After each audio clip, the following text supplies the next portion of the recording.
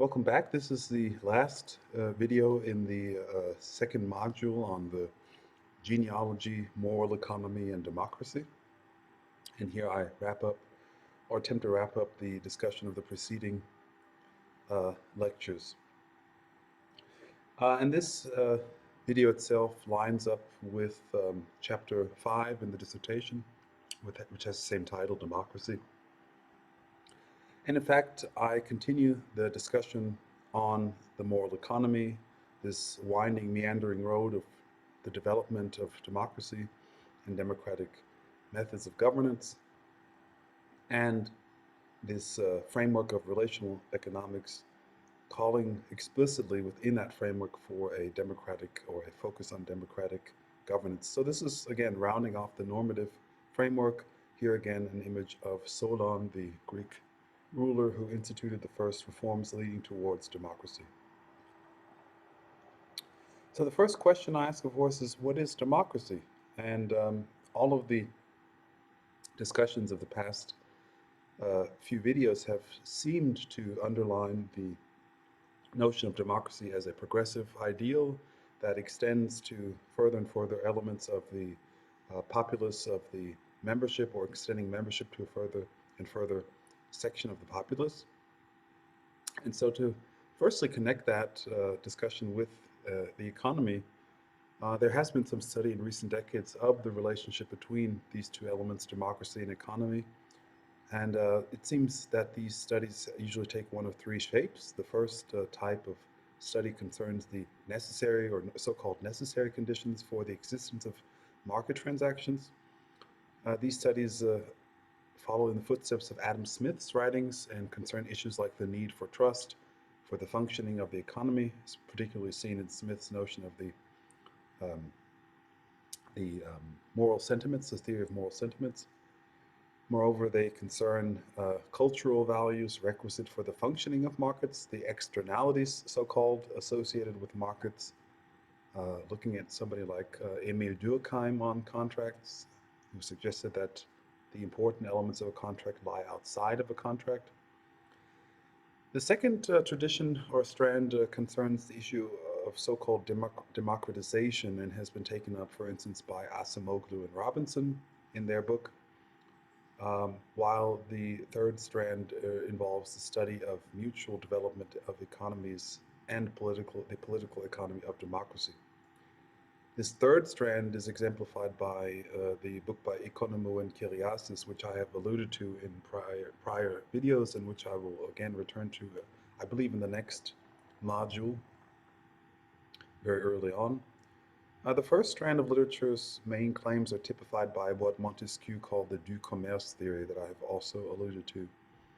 It also, I would say, has an obverse, strand, um, which would suggest that the general conclusion is that there is a close interdependence between democracy and economy. Democracy usually precedes the economy, and a prosperous economy maintains and strengthens democracy and the political institutions on which it stands. This second strand, rather, the first strand and its obverse have been, in my opinion, sufficiently developed by others over the decades, and has recently seen additional corroborations from cognitive psychology. Albert Hirschman referred to the first strand as feudal blessings and the second as feudal shackles in a 1982 article. The second strand of literature has been criticized, among others, by Herbert Gintis, who has suggested that Acemoglu and Robinson's work assumes that there is a monolithic elite and a potentially monolithic citizenry. Neither of these is in general correct. For instance, often there will be conflicts amongst the elites, as we saw again in this case of Athens and Florence and many other examples, one side drawing on support from the lower classes to defeat the other. This was the case, argues Gintis, in Great Britain in the passage of democracy. Secondly, Gintis argues that it is just false that political democracy is a compromise in which the elite gives up hegemonic power and the citizenry gives up the vision of revolution and complete mass hegemony. In his and Sambol's opinion, large-scale collective actions have virtually always had the goal of social emancipation, in which the common man and woman are endowed with the blessings of liberty, and in which democratic institutions are not only are desired not only because they lead to an alteration in the distribution of wealth, but also because political democracy is desirable in its own right. Thus, according to authors like Bowles and Gintis, this second strand of literature is guilty of instrumentalizing democracy as a tool for achieving certain ends like a fairer income distribution. However, as we've seen in the discussion in prior videos, democracy is often implemented and pursued, or was often implemented and pursued, as an end in its own right, as a deontological value, as an ought. This should be the case. Thus, the third strand looks at democracy as a deontological value worth pursuing in its own right, based on an intrinsic understanding of human sociality and the pursuit of a full personality as something worthwhile in its own right, as has been enshrined in a number of international constitutions. It seeks to define institutions of collective choice according to this observation, and as such is congruent with both Polanyi's notion of substantive economy as well as Marvin Brown's notion of economy as provision. As such, according to the third strand, economy can best be defined in relation to the classical notion of economy, oikonomia, as espoused, for instance, by Aristotle, as the aggregate of mechanisms for providing for the oikos, or household. It must also, according to this framing, be understood as a struggle for rights. So there is also this need to look at the social contract that I've alluded to in passing and will continue to refer to throughout these lectures. And there has been this implicit assumption in a number of social scientists and philosophers over the centuries that there's an implicit social contract. Of course, Hobbes is very famed for this, and also as is Rousseau. And there is a logical error in the assumption of such an implicit contract. While Grotius and Pufendorf agreed that an explicit agreement had at some point would have to have been made, they assumed such an agreement to have occurred in the past,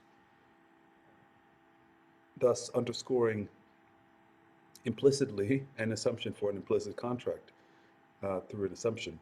Hobbes, Locke, and Rousseau, on the other hand, of course, as I've mentioned, saw the social contract largely as a figurative notion, as a so-called regulative ideal. Meanwhile, Kant argued that the peaceful situation between human beings living next to another is not a state of nature. It is rather a state of war that represents, that describes human beings, and therefore peace must be created. Moreover, Kant addresses in his Perpetual Peace the role that transitions play in shifting from one constitutional order to another. In this regard, Kant speaks of permissive law, by means of which he merely refers to a transitional regime. So one can actually utilize a situation of quite arbitrary authority to institute informal hierarchy or um, cooperative types of or democratic types of cooperation. Looking at the role of firms in the global economy, of course, firms, as I argue in my dissertation, have become dominant actors in the global economy. And we should ask ourselves what the relevance of social contract theory and notions of perpetual peace that people like Kant espouse for the issue of a cooperative economy is. And in fact, should look at probably the issues that many authors speak of, what's so-called post-Westphalian order, referring to the Peace of Westphalia that ended the 30 Years' War, which guaranteed national sovereignty. And in this post-Westphalian order, national sovereignty is no longer the common denominator in the international order, as a number of authors have argued. In its place, networks of firms have taken an increasingly dominant position. In fact, the firm, not the nation state, is the dominant actor in today's world. As Wieland comments, over 70% of global trade today takes place in intra-firm transfer pricing, meaning markets are no longer the appropriate domain for engaging in economic theory.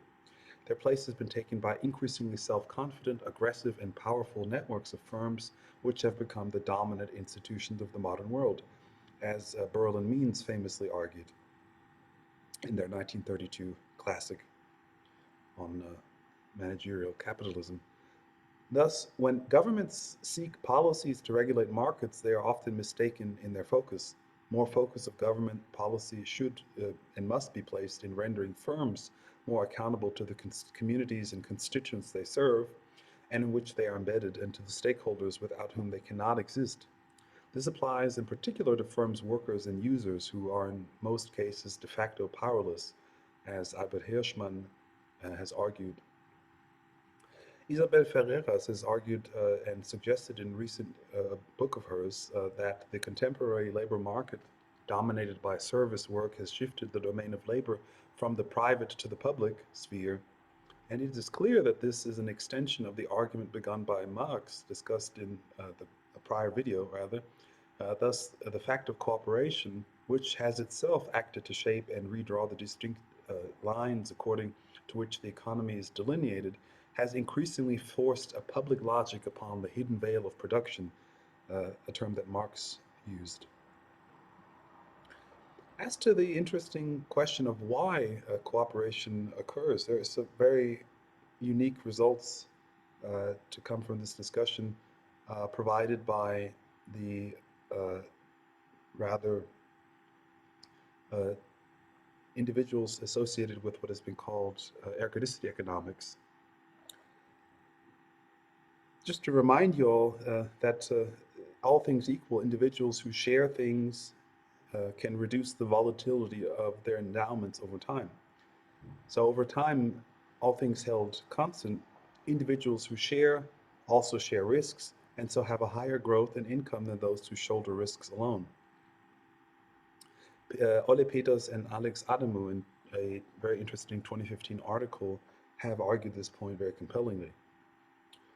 And in fact, there's a very elegant and non-ethical justification for cooperation that is independent of any notions of inclusive fitness or other types of notions of parochial reciprocity, can also serve as an explanation as to why notions like altruism and tools like language have evolved. It also emphasizes the point that cooperation is hard to initiate but easy to sustain. Moreover, when one does add an ethical dimension, this perspective can give an epistemic basis to the above concept that I've mentioned, the democratic imaginary, through the likes of Cornelius Castoriadis. Societies developing the ideational infrastructure and sustaining cooperation via appropriate tools appear to benefit from what we may call a relational rent. Uh, to discuss this idea, a rent, of course, going back to Ricardo, represents a form of free income not based on additional performance.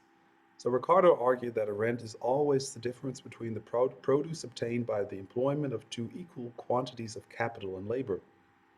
Thus, it costs no additional capital. So, for instance, two plots of land that are sowed with the same seeds, and one plot of land produces more corn or whatever, what have you. The additional corn on the second plot of land can be considered a rent, as no additional labor or no additional capital was necessary, and it was due to the endowment of the land. Thus, as I've discussed above in prior videos, the real contributions of capital to wealth and of nations actually lies in its ability to convert the social process of production cooperatively. As Marx, of course, concluded in his Grundrisse, as I've mentioned before, cooperation is considered amongst the highest forms of economy. Thus, while capital is the necessary condition, it is the social process of organizing production cooperatively that is sufficient in the form of what Marx calls the Arbeits- und Verwertungsprozess des Kapitals, so the working and and amortization process of capital. However, in a world where firms are again dominant actors, it is not only the individual entrepreneur who creates innovation and investment. Companies now provide economic creativity in a collective and systematic manner. To survive in the long term, the company has to become a collective entrepreneur, as Philip de Wood has argued. And in fact, following Barnard, we may say that it is the organization as a functionally differentiated form that makes economic cooperation and the resultant rent possible. In particular, the firm as nexus of relationships extends beyond the legal form of the firm itself, rendering an approach couched in Pareto optimality at best a partial solution. and a transaction-specific event. Thus, the relational view that I've introduced above posits a firm as a firm-specific network with both private and public stakeholders. Within this context, the cooperative rent should be seen as what the classical political economist James Stewart referred to as positive profit, particularly one derived from differentiation. It is thus a rent based on a continuing relationship. Wieland speaks here of the relational rent, which refers to a jointly produced profit, i.e., a profit that could not have been generated in isolation. Transcultural skills, for instance, contribute to such a rent by generating new conditions for exploiting resources. From this perspective, the interfirm network is the basic unit of analysis. Within such a context, relational rents are generated from one or more of the four factors: relation-specific assets, that is, those that impact the duration and volume of transactions; the knowledge-based routines, which consist of institutions and other types of routines; complementarity of resources, which serve as mechanisms for identifying the above assets; and effective governance, and in particular in this regard, self-enforcing forms based on informal contracts. Moving on to the notion of shared value creation, it's an interesting concept that in order to deal with these conflicts, the relational economics actually domain has advocated a framework of creating shared value. This framework approaches the societal problems triggered by globalization, which are addressed, for example, in movements for corporate social responsibility and sustainable development goals, as opportunities for growth with win-win options for firms and societies. As Porter and others have stated, more and more companies are creating shared value by developing rather profitable business strategies that deliver tangible social benefits.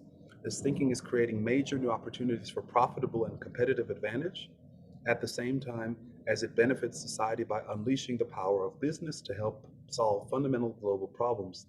The framework, in a nutshell, criticizes the fact that in the standard exchange paradigm of shared value creation, most stakeholders are only included ex post, which limits the scope of shared value creation's impact. Creating shared values attempt to fix this delinquency by adopting a multi-stakeholder perspective ex ante, and allows actually for non-market approaches for shared value.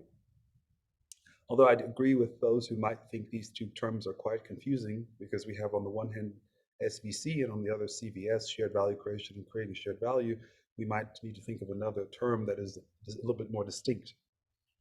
Moreover, whereas shared value creation demands risk neutrality and transparency and other strong assumptions, these can be systematically ignored for the purposes of modern and global economies. Why? Because cultural diversity, differing risk preferences, contracts that cannot be formally enforced, and resource revenues that cannot be separated or only at a prohibitive cost are the immutable preconditions for global cooperation and economic networks. Thus, a relational approach is required which focuses on the willingness, firstly, the secondly, ability, and thirdly, opportunities to cooperate.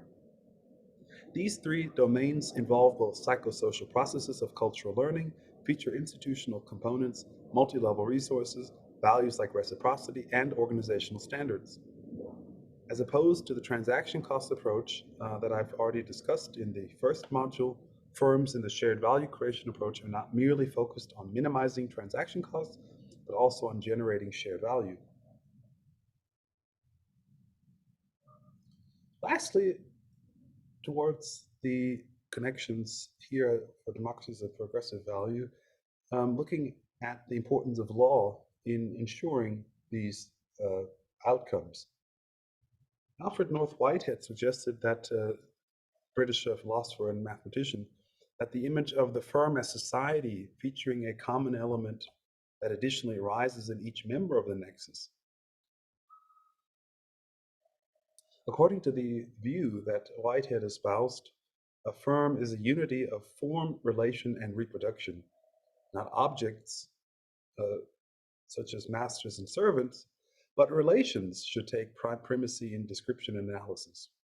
Thus, the appropriate image for a fundamental transformation should be a going concern and not a machine. Now that we have established the vitality of such a perspective, the question is whether the existing framework of neoclassical economics is able to incorporate it, or whether attempting to integrate such a view into neoclassical economics frameworks resembles more the complicated reasoning made by Ptolemaic astronomers to account for inexplicable orbits. If the latter does obtain, then it wouldn't make much sense for a Copernican astronomer to learn the calculations required by the old paradigm. Instead, it would be necessary to simply change the paradigm. As Kant emphasizes, the master-servant relation is ultimately a legal, not merely a contractual relation. Thus, it seems that it would be important for us to consider this legal domain. And we do continue this in the next slide, parsing how dominant neoclassical models are unable, or the dominant neoclassical model is unable and, in fact, unwilling to account for these vital polycontextual relations. So moving on, this next set of observations is largely influenced and inspired by David Ehrlichman's recent book, Putting Jurisprudence Back into Economics. In fact, Ellerman goes to lengths to show that economics did not always look as it did today, a collection of abstract models based on 19th century fluid dynamics with some vulgar psychology to boot. In fact, the German historical school, containing such great names as Brentano, Schmoller, Weber, Hildebrandt, and others, was quite centrally concerned with the interaction between law, jurisprudence, and economic outcomes, including distributional questions, as was the old American institutionalist school with people like John Commons. However, especially since Alfred Marshall's Principles of Economics, this has changed, as Robert Halberners argued. Writes Ellerman, John Stuart Mill was the last major political economist who considered the study of property rights as an integral part of economic theory. This is all the more strange, remarks Ellerman, as the property system underlies the price system. In other words, there is no market without an underlying system of property and contracts. Moreover, as Ellerman eloquently notes, property does not appear out of thin air.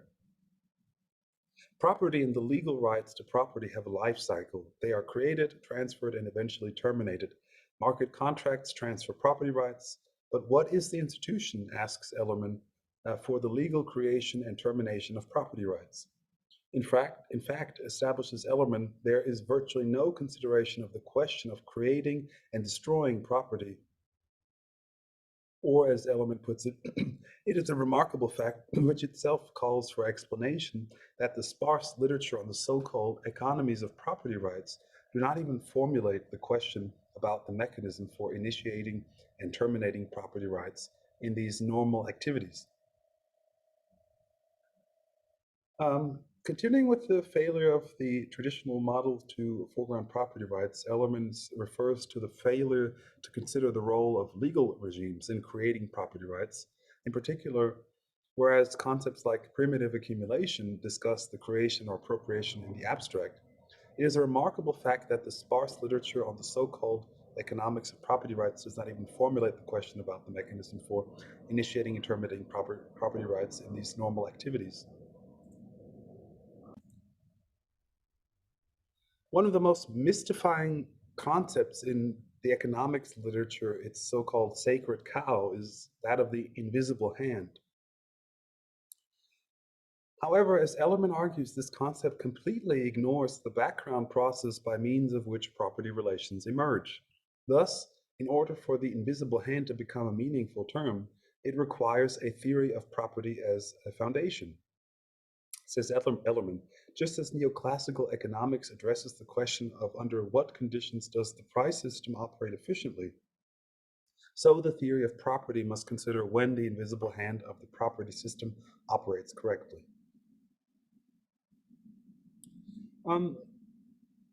Looking more into the details, Ellerman suggests that the marginal productivity theory is riddled with errors, and states that, in fact, in order to address that question about the actual appropriation of the assets and liabilities created in production, one needs a theory of property, whereas marginal productivity theory is actually only a theory, he suggests, of the derived demand for inputs.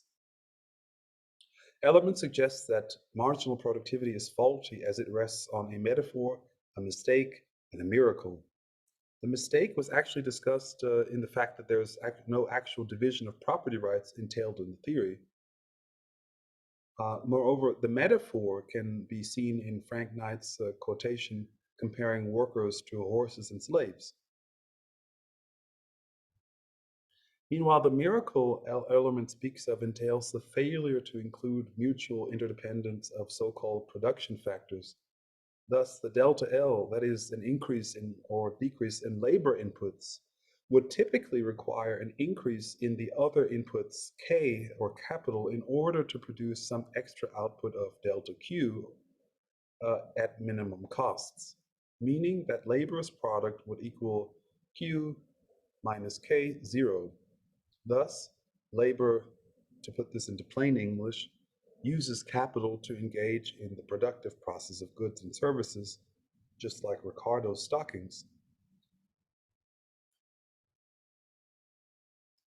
To put it into other words, labor and capital are not mutually using another, but capital is being used up by labor in the process of production. This makes the notion of marginal productivity a bit absurd. On the juridical notion of imputation, Ellerman suggests that the imputation principle applies in the first instance to deliberate human actions. Thus, in the case of a productive undertaking, such as a firm, in factual terms, all who work in a productive opportunity, regardless of their legal role of employer or employee, are jointly de facto responsible for using up the inputs, and thus, by the imputation principle, they constitute the legal party who should owe these legal liabilities. And by those same deliberate human actions, they produce the outputs, and thus, by the same imputation principle, they should be the legal party who should legally own those assets. Thus, the application of the conventional, i.e., bourgeois in the Marxist sense, principle of imputation to production provides the juridical basis for the old claim of labor's right to the whole product, to the positive and negative fruits of their joint labor. This notion of imputation, of course, was adopted by, among others, neoclassical and Austrian economists such as Friedrich von Mises. With regards to the employment contract, Ellerman elicits the alienation principle, suggesting that while the owner of an instrument can factually fulfill a rental or purchase contract by turning over the use of the instrument to the buyer or renter so that the party can be factually responsible for using it and for whatever is therefore produced, because the services of a thing are factually alienable, such as a rental car. If I rent you a car, certainly you can use the car to become an Uber driver, and whatever money you earn with that rented vehicle remains yours. The same cannot be said of the employment relation. Ellerman says responsible human agency is factually inalienable, hence the contract to rent persons, like the voluntary contract to buy persons, is inherently breached and is thus inherently invalid.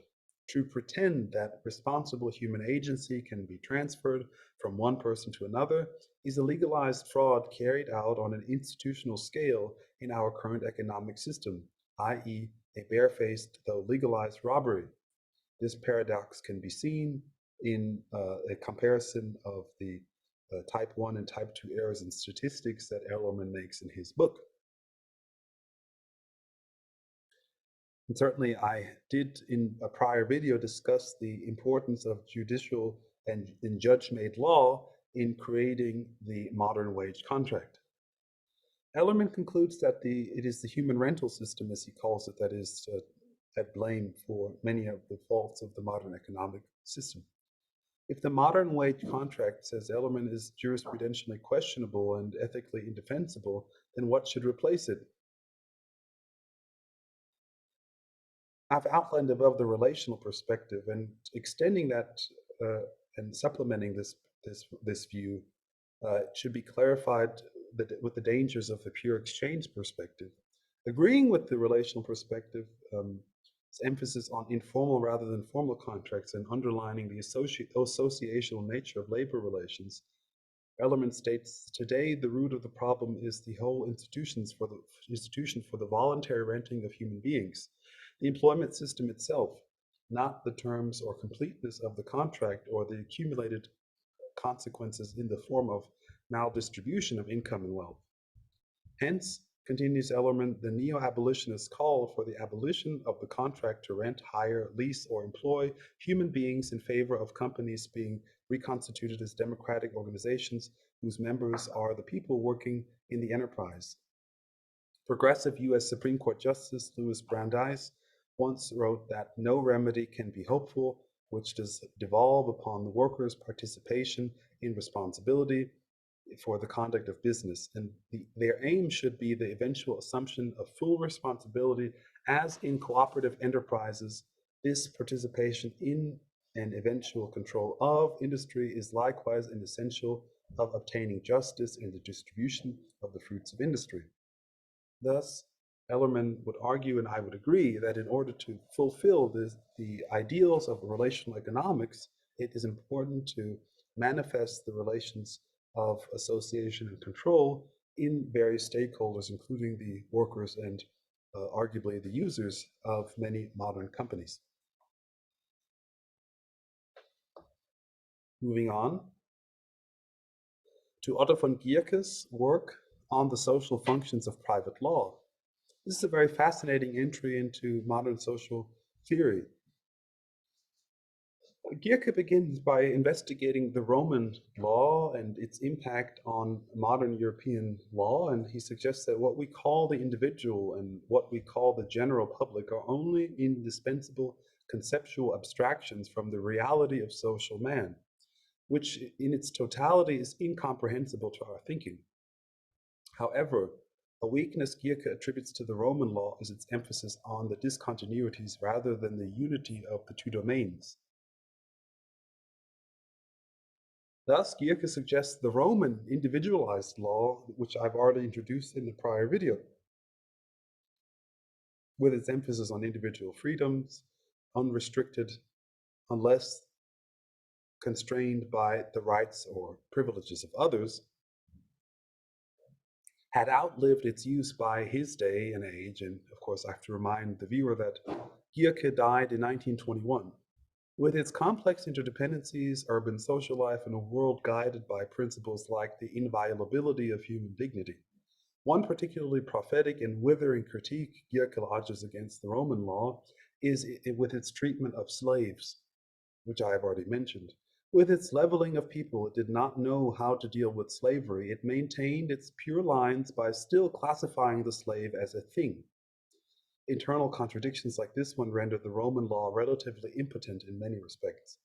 Built on this monstrous lie, without which it was inconceivable, the individualism of Roman private law stood for all the life of the social body, helpless and powerless in the face of the undermining forces. Similarly, Gierke would argue that the Roman law would not be able to deal with the controversies and dilemmas of the present. In place of this, Gierke argues for a synthetic social law, what he calls it, in keeping that balances both public and private interests. In keeping with this principle of Genossenschaft or cooperation or association, espoused throughout his oeuvre, Gierke argues that the only way to supersede a vulgar patchwork of contradictory laws is if the community spirit penetrates private law from below. Gierke goes on to list several legal moments to illustrate how this might occur. The first of these is property law, argues Gierke. In truth, all law is not one-sided, but a mutual relationship of will. Even property law is ultimately a relationship between human wills, not between an isolated individual will and the will-less object. Due to this inherently social nature of property law, Gierke insists that there is no duty-free right to property. Where but man and human beings facing each other in our view today, duty-free domination is excluded. Private law also seems to have to start from the principle no right without duty, kein Recht ohne Pflichten. In fact, our current legal system already links a series of duties with the strongest and fullest rights, property, argues Gierke. To explain this notion of no right without duty, Gierke argues that the idea of that the idea reflects the particularity of the Germanic legal tradition. The Roman legal tradition, which I've already described in prior videos and which I've already mentioned Gierke's criticism of, sees limitations to the entitlements the law provides only from the outside through conflicting powers, which contradicts every social legal concept. Thus, for instance, an absolute conception of property law, exclusive arbitrary rule, which Gierke observed in the then contemporary draft of the German Civil Code, is described as a mere fiction. Moreover, Gierke describes such a fiction as a danger to public safety. This because such a fiction views exceptions to the exclusive arbitrary dominium as singularities, that is, as exceptions. Such a perspective leads to an overloading of the concept of private property, which is, according to Gierke, not an absolute right. It is, in other words, at least in part a concessio and not entirely a translatio. With regards to property law, for Gierke, the circumstance is quite clearly demonstrated in land ownership, which is by its nature, its content from the outset, more limited than the ownership of chattel, or of objects, movable objects. Gierke grounds this assertion with the argument referring to the earth as commons, meaning every special right on the ground exists only with a strong reservation in favor of the general public. Therefore, in a very important paragraph, he argues that a piece of our planet should belong to an individual in the same way as an umbrella or a guilder note is anti-cultural nonsense. This argument. In particular, Gierke uses the example of air and groundwater rights to illustrate his point. If the exclusive right to dispose of land extends to such derivative domains as the air above and the ground below the property, then the result is an antisocial law. It is worthwhile to quote Gierke at length here. Up to the center of its fiery interior, our planet, together with the space that surrounds it, is divided by special rights to lock out others.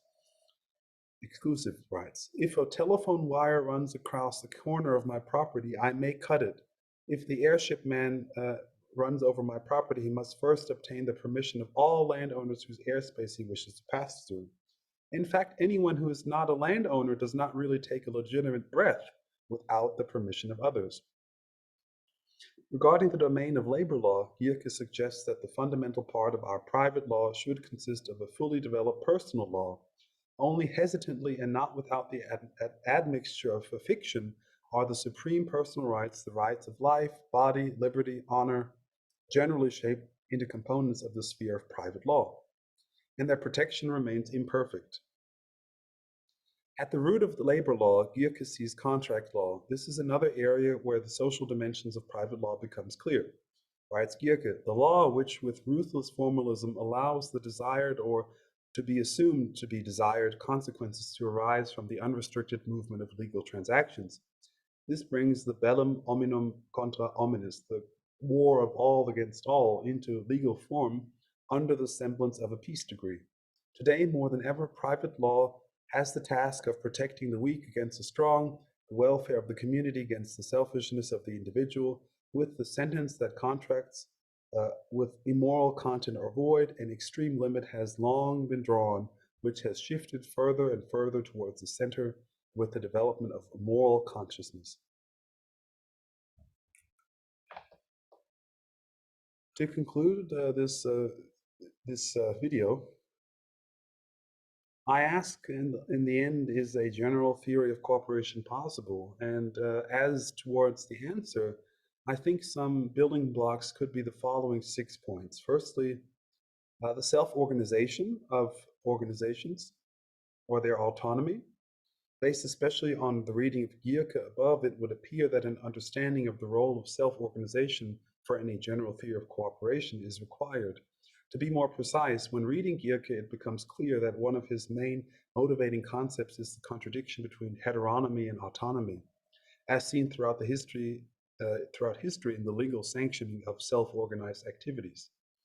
If in the European ancient world Roman emperors were ultimately responsible via the principle of concession of legitimating the collective activity of citizens, and the Catholic Church later took on this role, sanctioning the establishment of orders, monasteries, and other spiritual cooperatives in the language of Gierke, then the question of interest for Gierke which he at least answers in the affirmative, is whether such cooperatives or associations exist only by means of the consent of the ruler, or whether they have their own existence. Thus, the first essential building block is, for me, the question of whether the particular jurisdiction allows an independent existence of collective agency institutions. Secondly, the existence and promotion of democratic choice mechanisms, which I introduce in the next module. Second question is whether, if self-organization is allowed, the mechanism for collective choice is prevalently democratic or coercive. Coercive mechanisms, as we saw in the prior discussions, can often take the mantle of being democratic, for instance, notions of shareholder democracy, but in practice reserve similar requirements for participating, as do poll taxes and similar phenomena for political participation. Thus, the second essential building block is the place and role of so-called democratic choice mechanisms in the context of self-organization. These must respect that all representation can only ever occur via concessio and not via translatio. Hierarchies must be constructed in such a way as to reflect that. Thirdly, cooperative activity or enterprise. Cooperation must play a central role in the enterprise or organization.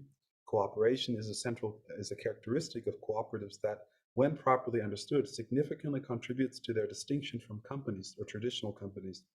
In traditional companies, like in any other for-profit entity, the economic activity is simply an instrument for pursuing the entity's final objectives, and it is irrelevant whether this activity is conducted with the members or with others. By way of contrast, cooperatives are formed and exist to run the enterprise, an enterprise that may directly satisfy the interests of their consumer, provider, or worker members, who together may be referred to as user members, since in fact they are the direct recipients of a service provided by the cooperative enterprise. Thus, whereas cooperation in the sense of Marx is merely incidental in a company, in a cooperative it is the raison d'être of the enterprise. Fourthly, the legal architecture for recognizing special character of cooperation. The fourth question rather, is whether the legal framework recognizes the special character of the cooperative form of self-organizing.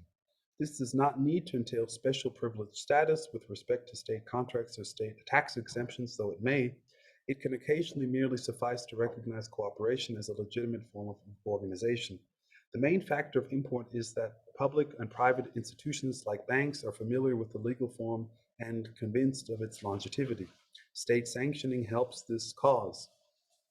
Providing programs for professional and education and development, PED, for tax advisors, accountants, lawyers, and other critical service providers is also a key element of ensuring a robust legal and institutional architecture. Fifthly, regulatory oversight. As we discussed in subsequent modules, cooperation requires both internal, that is, to the interaction of the organization, monitoring, as well as external oversight. This can, for instance, prevent individuals from misusing the legal form of cooperation for unsanctioned ends, and it can provide for further stability. State oversight is not the only option, as some countries like Germany and Italy show that auditing federations and cooperative federations can be effective stewards when provided sufficient resources for monitoring and also sanctioning. There surely is no single recipe for regulatory oversight, and the focus should always be on balancing a desire for clearing regulatory obstacles, for initiating startups, and ensuring the integrity of the ecosystem as a whole.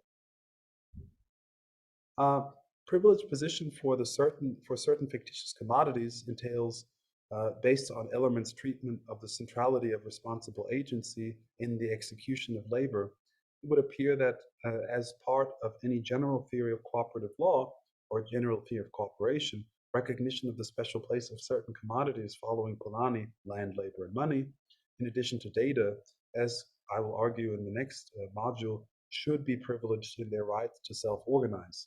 In keeping with classical theories of natural rights, such as imputation, and notions of the dignity and of personality, such as responsibility, and in recognition of the limited quantity of land available and the special character of money as a circulating medium, both therefore prone to network effects typically referred to as externalities, the right to self-organize these commodities in autonomous organizations must be recognized and supported by legal and jurisprudential means.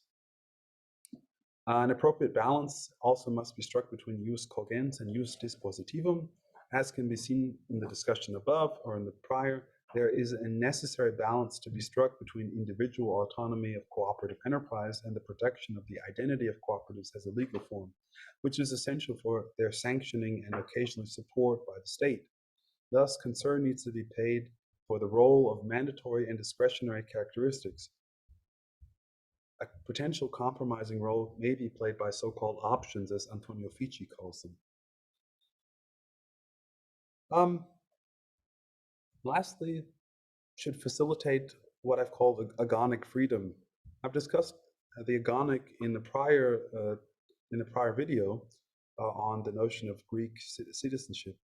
As is made clear in all of these stipulations, a relational view is not free from dynamic social processes, conflict, or competition.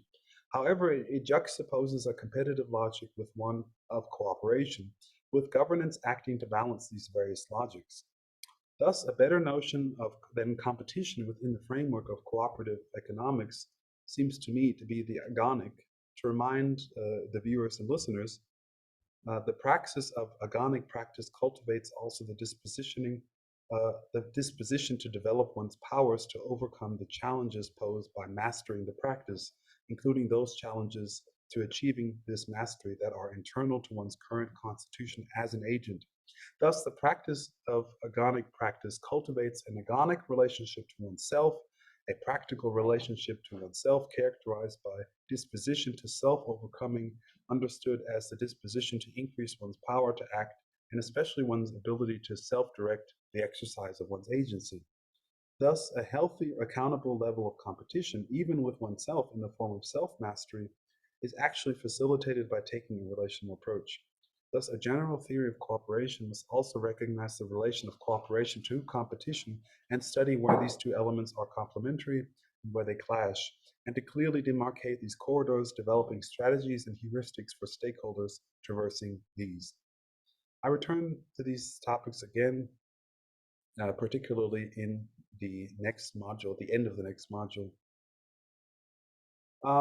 Lastly, there is the need to connect with civil society and so-called general interest cooperatives. Not all cooperatives are single-member cooperatives. An increasing number of multi-stakeholder cooperatives is appearing. A general theory must recognize logics behind the single-member model, producer, consumer, service, etc., and embrace a polylingual cooperative logic. This because the new types pursue the general interest of the community and not the interests of their own members. They are not mutual cooperatives, but general interest cooperatives. Cooperatives, therefore, are no longer necessarily linked to a mutual purpose, and the law increasingly admits they're pursuing the general interest. Cooperative theory has to recognize this fact and start also dealing with general interest cooperatives, which relative to mutual cooperatives present different problems of regulation due to their distinct objective, as Antonio Fici argues. So to answer the question that I've asked whether a general theory is possible, it will be necessarily, if it is possible, it will be necessarily an interdisciplinary undertaking, and this series of lectures should be read or listened to or viewed as an attempt to contribute to such an effort from a particular reading of economic theory. This reading suggests that if we are to devise a cooperative economics as part of a general theory of cooperation, it must be lodged in a re-examination of John Stuart Mill's dictum that political economy must concern itself only with pecuniary self-interest. In particular, as the above account has attempted to make clear, as I've said in the past videos in this module, there are not only costs associated with cooperation, as transaction cost economics focus emphasizes. Indeed, there are also benefits to cooperation in the form of cooperative rents. These may, in many cases, more than compensate for the costs of cooperation. One example is the fact that at many Italian cooperatives, elements of what we above have called cooperative rents or cooperative costs are split between the focal organization and the respective cooperative federation. For instance, at the large industrial cooperative CPL Concordia near Modena, courses for leadership trainees are provided both by the company and by Lega Coop, the federation of which it is part. This reduces the cost of an individual organization that it must shoulder for training its leaders. So that's it for module 2. and I look forward to seeing you all again for the third module.